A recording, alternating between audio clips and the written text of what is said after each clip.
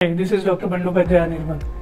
I am a TB specialist working at Surbhi Hospital, Nasik. So, few things which are very simple and easily to be picked up during TB. In TB is how common is TB in the society. So, friends, TB is very common in the society. Tuberculosis is a disease which can affect all parts of the human body, And TB is a disease which doesn't affect a person acutely.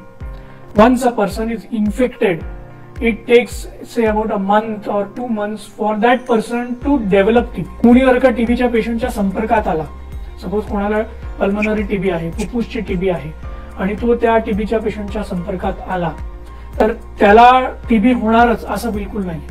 त्याची प्रतिकारशक्ती, त्याची immunity कितपत भक्कम आहे त्याच्यावरती त्याला आजार होणार नाही होणार ते अवलंबून असतो.